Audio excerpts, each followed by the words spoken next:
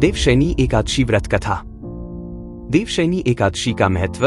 ब्रह्मा वैवर्त पुराण में देवशयनी एकादशी के विशेष महात्म्य का वर्णन किया गया है। इस व्रत से प्राणी की समस्त मनोकामनाएं पूर्ण होती है। यह एकादशी आषाढ़ मास के कृष्ण पक्ष की एकादशी, जिसे योगिनी एकादशी कहते हैं, के बाद आती है।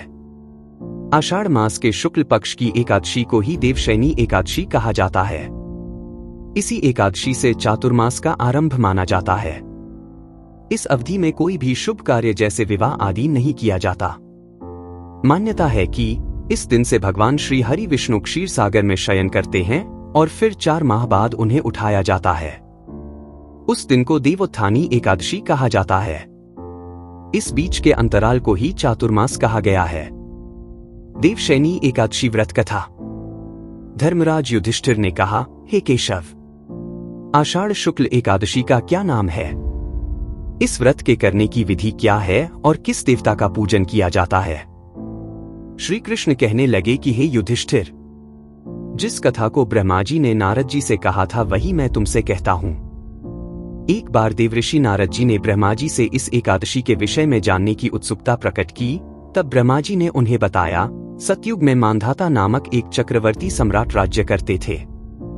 उनके राज्य में प्रजा बहुत सुखी थी, किंतु भविष्य में क्या हो जाए यह कोई नहीं जानता। अतः वे भी इस बात से अनभिज्ञ थे कि उनके राज्य में शीघ्र ही भयंकर अकाल पड़ने वाला है। उनके राज्य में पूरे 3 वर्ष तक वर्षा न होने के कारण भयंकर अकाल पड़ा। इस अकाल से चारों ओर त्राहि त्राहि मच गई। धर्म पक्ष के यज्ञ, हवन, पिंडदान, कथाव्रत आदि में कमी हो गई। जब मुसीबत पड़ी हो तो धार्मिक कार्यों में प्राणी की रुचि कहाँ रह जाती है। प्रजा ने राजा के पास जाकर अपनी वेदना की दुहाई दी। राजा तो इस स्थिति को लेकर पहले से ही दुखी थे। वे सोचने लगे कि आखिर मैंने ऐसा कौन सा पाप कर्म किया है जिसका दंड मुझे इस रूप में मिल रहा है। फिर इस कष्ट से मुक्ति पाने का कोई साधन करने के उद्देश्य से राजा सेना को लेकर जंगल की ओर चल दिए। वहां विचरण करते करते एक दिन वे ब्रह्मा जी के पुत्र अंगिरा ऋषि के आश्रम में पहुंचे और उन्हें साष्टांग प्रणाम किया। ऋषिवर ने आशीर्वचनोपरांत कुशल क्षेम पूछा। फिर जंगल में विचरने व अपने आश्रम में आने का प्रयोजन जानना चाहा। तब राजा ने हाथ जोड़कर कहा, महात्मन, सभी प्रकार से धर्म का पालन करता हुआ भी मैं अपने राज्य में दुर्भिक्ष का दृश्य देख रहा हूं। आखिर किस कारण से ऐसा हो रहा है? कृपया इसका समाधान करें। यह सुनकर महर्षि अंगिरा ने कहा, हे राजन, सब युगों से उत्तम यह सतयुग है। इसमें छोटे से पाप का भी बड़ा भयंकर दंड मिलता है। इसमें धर्म अपने चारों चरणों में व्याप्त रहता है।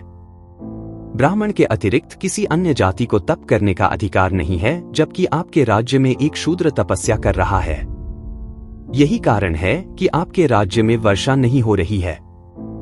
जब तक वह काल को प्राप्त नहीं होगा तब तक यह दुर्भिक्ष शांत नहीं होगा। दुर्भिक्ष की शांति उसे मारने से ही संभव है। किंतु राजा का हृदय एक निरपराध शूद्र तपस्वी का शमन करने को तैयार नहीं हुआ। उन्होंने कहा, हे देव, मैं उस निरपराध को मार दूं, यह बात मेरा मन स्वीकार नहीं कर रहा है। कृपा करके आप कोई और उपाय बताएं।